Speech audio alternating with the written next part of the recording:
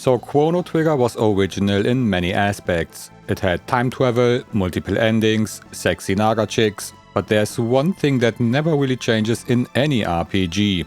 You start your adventure at level suck, barely able to fight mushrooms, blobs or little baby imps, and you then become strong enough to defeat behemoths, dragons or in case of Chrono Trigger, a planet-consuming super parasite from outer space.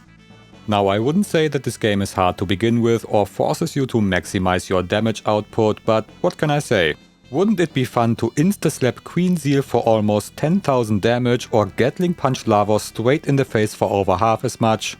Yeah, that's what I thought. So in this video I will explain how damage calculation works in this amazing RPG, show you effective ways to increase your damage and then highlight the easiest ways to reach the highest numbers possible. So strap yourself in and get your buff food ready because we are about to deal a lot of damage.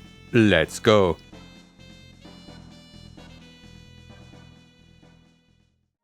Now first I want to point out that I will focus on the SNES version because that's the only one that I played. And according to one of my community polls, that's also what you guys are most familiar with. Okay, so let's take a look at how the game calculates the amount of damage you deal to an enemy, and I will divide this into 3 separate parts for physical, magical and damage based on the character's missing hit points. So for physical damage, and regardless if it's done by a normal attack or a technique like Chrono's Whirlwind, the game first calculates the character's physical attack power, which is based on the equipped weapon's attack value and the character's power stat. This physical attack power is also reflected in the number next to the character screen. But because Luca and Mal use ranged weapons, their attack power is not influenced by their power stat and instead by their hit stat, since having bigger arms is not really helpful when you try to shoot someone with a laser pistol. Unless you want to throw the pistol. Ayla is also a special case, since she doesn't even use a weapon and prefers to punch enemies straight in the face, so having bigger arms surely helps in her case, but her level is used in addition to her power to make up for her missing weapon attack. The values for power, hit, level and weapon attack are also modified by different factors to balance them out, so that the weapon attack value, for example, doesn't dominate a character's attack power, since it can be twice as high as the power stat. The calculated physical attack power is then multiplied by a factor depending on the specific attack that you perform. For normal attacks, it is simply doubled, so you deal twice as much damage than you have physical attack power. The applied factors for single, double and triple attacks can of course go way higher. For example, Robo's Uzi Punch multiplies his physical attack power by over 6 point something, resulting in over 3 times more damage than his normal attacks are doing. Now for magic damage, the calculation works similar to Ayla's physical damage. So the game calculates something like a magic attack power as a combination of your level and your magic stat, and therefore it also gradually increases until reaching level 99, regardless if your magic is already maxed out earlier. However, the game does not show your magic attack power as it does for physical attack power, but you can estimate it by simply adding your magic 1-to-1 to your level, and that's it. And then your magic attack power is also multiplied by a factor depending on the specific technique you are using. And for the third class of techniques where the character's missing hit points are used, the game takes the difference between the character's maximum and his current hit points and then multiplies it with his stamina and a factor depending on the specific technique. So stamina also plays a role here. Needless to say, those tags are most effective when a character has 999 maximum hit points but is currently down to 1 for the highest difference possible, and then also has 99 stamina. This can also already be the case way before reaching level 99. So here's what you have to remember. Physical damage is based on weapon attack and power or hit stat, while magic damage is based on your level and magic stat. And those special tags based on missing hit points use stamina in addition to the difference between max and current hit points. Ayla is a special case because she likes to punch enemies straight in the face.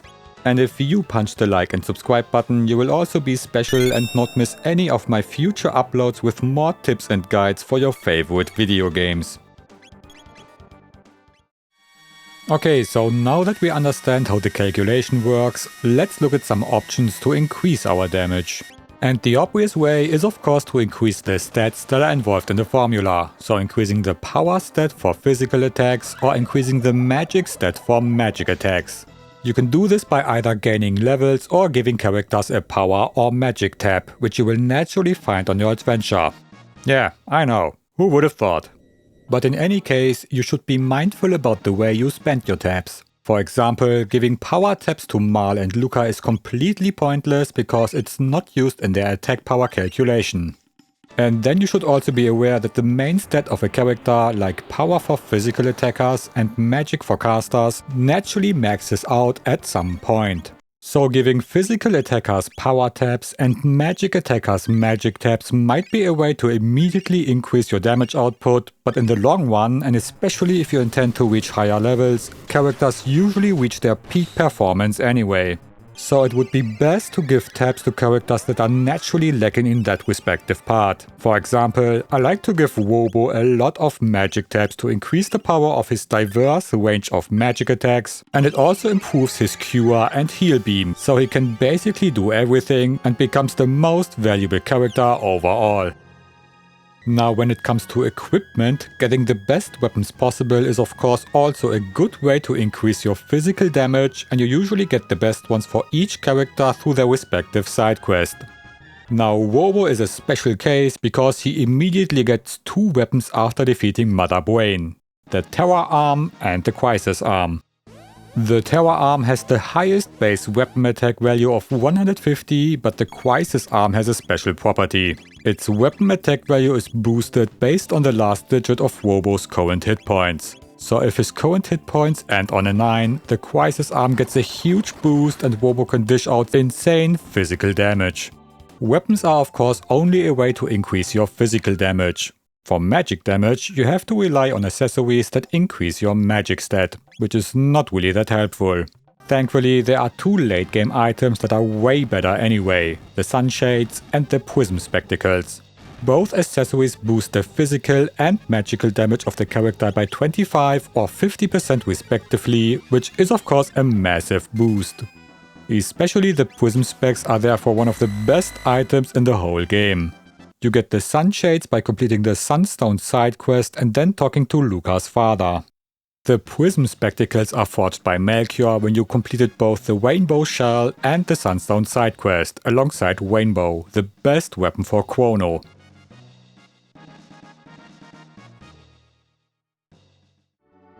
Okay, so let's see how much we can push our numbers, and to keep it simple, I will not consider enemy weaknesses, but I will of course use the best equipment possible. Also, there is this website that lists all damage modifiers for each technique, which was super handy for me to use. I will leave the link in the description. Now the game caps out at 9999 damage, so that's the bar to aim for. And if your level is at or close to 99, the game's strongest techniques like Omega Flare, Dark Eternal and Double Bomb should all be able to reach that bar without too much effort. And yes, Double Bomb from Luca and Wobo is one of the strongest attacks with some crazy modifiers, despite only being a double tag. The only downside is that it has a limited area of effect. However, the damage of those tags will not reach 9999 on their own, and you have to use the Prism Spectacles and the Sunshades to push the numbers to its limit. But you also need to be careful who you give those items to. For example, Omega Flare requires one character to carry the Bluestone, and if you look at the move's damage calculation, you will realize that Wobo contributes the least amount because he has the lowest modifier to his magic power, while Luca contributes the most. So it makes sense to give Wobo the Bluestone to enable the use of Omega Flare, because boosting his damage portion would not be that effective, and you should give Luca the Prism Spectacles to boost her part of the damage by 50%. Magus sits in between the two and therefore should get the Sunshades. And then there is of course Ayla's upgraded fist. In case you didn't know, Ayla's fist is automatically upgraded when she reaches a certain level. She gets Iron Fists at level 72, which can confuse enemies, and at level 96 she gets Bronze Fists and hits enemies for straight 9999 damage when she lands a critical hit.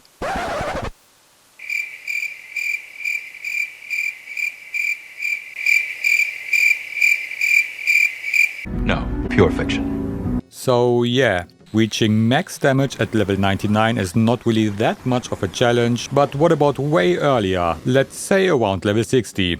At this point, using magic tags will be much less effective because even if you max out your magic stat, your level, which is also considered when calculating the power of your magic attacks, is not even near to its maximum value. But tags that use characters missing hit points might be a good alternative for lower levels because hit points and stamina for characters like Isla and Fork already max out around level 60. Now the triple tag Grand Dream from Fork, Marl and Wobo should be your first bet, since it gets the highest modifier of all the tags using missing hit points. But there are two problems. First, although being a triple tag, Fork is the only one who contributes to the tag's damage, while Marl and Wobo are actually not involved at all. And second, Fork has to wear the gold stone in order to enable Grand Dream, while the other party members cannot even equip the stone.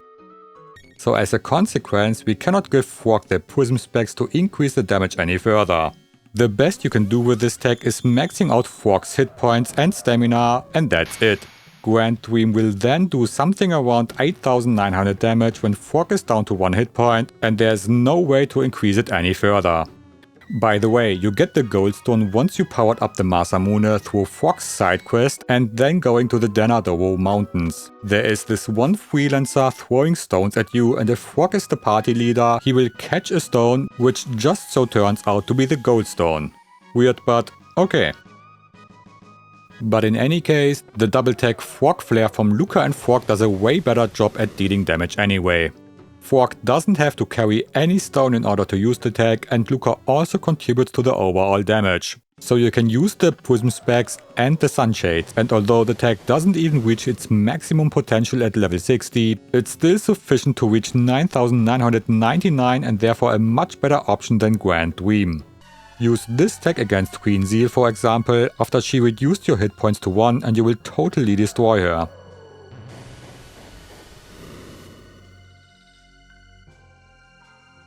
But there is at least one more way to reach 9999 damage at level 60 with the use of Wobo's incredibly powerful Crisis Arm. As I explained earlier, if Wobo has a 9 as the last digit of his health, the attack value of the Crisis Arm is boosted like crazy and Wobo dishes out some insane physical damage.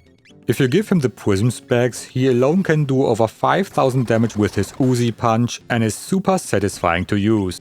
But in order to get to 9999 damage at level 60, we can use the double tag Beast Toss from Isla and Wobo. This tag uses their attack power and can already do great damage under normal circumstances, but if you give Wobo the Crisis Arm and the prism specs while Isla gets the Sunshades, the damage shoots up to 9999.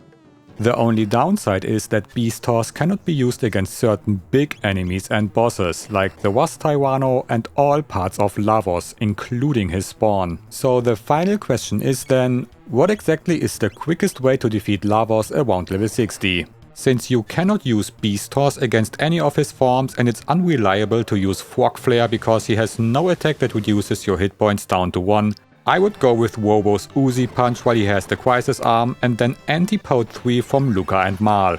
Antipode 3 is another strong double tag where Luca contributes most of the overall damage, and it also hits all enemies on screen.